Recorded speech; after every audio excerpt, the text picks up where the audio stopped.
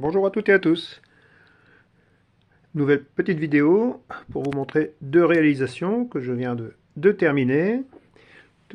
Deux holsters pour droitier de type pancake. Alors pancake parce que les lumières qui permettent de passer la ceinture du pantalon sont en extérieur de l'étui, du holster. En français on dit c'est un étui crêpe. Aux États-Unis, pancake. C'est un holster ici pour du Glock. Glock 17, Glock 19.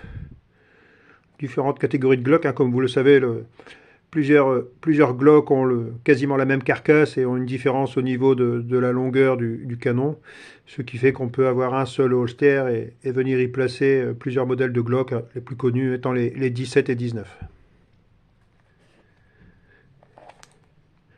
C'est un holster donc, où le cuir est moulé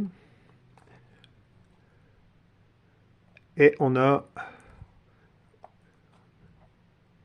la particularité, c'est que le holster va se coller à la hanche forte du tireur, ce qui va assurer un confort, véritablement. C'est très agréable de porter ce type de holster.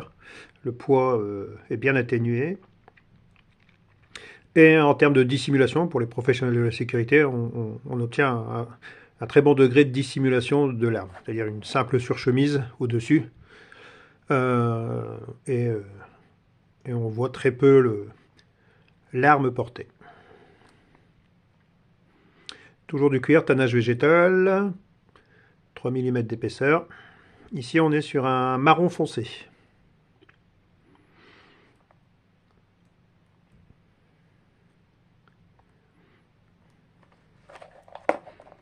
Retenue d'arme en sécurité coup de pouce, classique.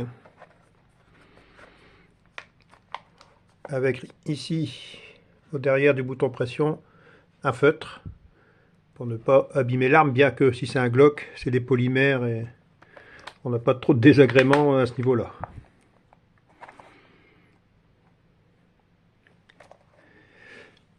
Deuxième holster, là c'est pour une famille de revolvers, c'est pour la revolver. Ici je l'ai fait pour que je dise pas de bêtises, un 686 Smith & Wesson en 4 pouces de long.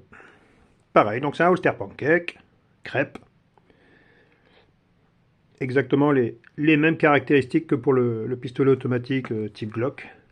C'est-à-dire le holster se porte à la hanche forte de l'utilisateur et vient se plaquer de manière importante à la hanche, au corps de l'utilisateur.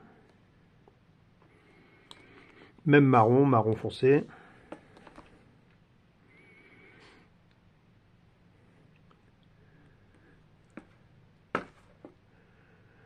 Cuir identique, tannage végétal, 3 mm d'épaisseur. Voilà, ces deux holsters vont partir la semaine prochaine en Corse. Les heureux vénères, ils vont aller sur l'île de Beauté. Ils ont bien de la chance. Prochaine création qui est commencée, qui est déjà bien entamée, je vous en ai déjà montré préalablement, c'est le holster de l'inspecteur Harry. Pour un Smith & Wesson 29 en 6 pouces et demi de long. Je viens de terminer ici le holster à proprement parler et je vais dans les heures ou les jours à venir réaliser le harnais, les pièces de cuir qu'on va retrouver sur le haut du corps, sur la poitrine. Holster qui était inventé à l'époque par le sellier américain Bushheimer en association avec Clark, Bushheimer Clark.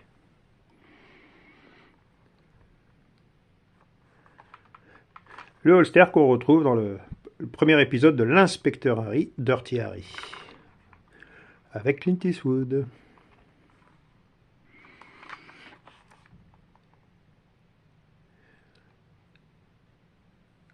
Vous voyez, donc 6,5, ça nous donne l'indication de la longueur du canon du revolver.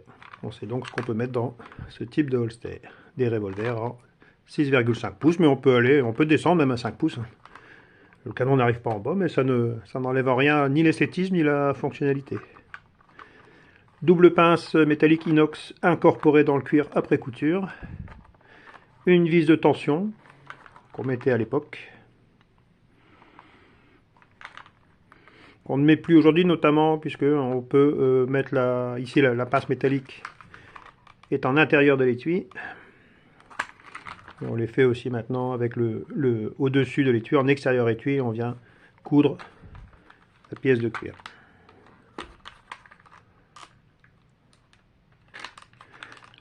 Voilà. Les dernières créations de cette fin du mois de mai 2026. Merci d'avoir regardé jusqu'au bout. À bientôt. Ciao, ciao.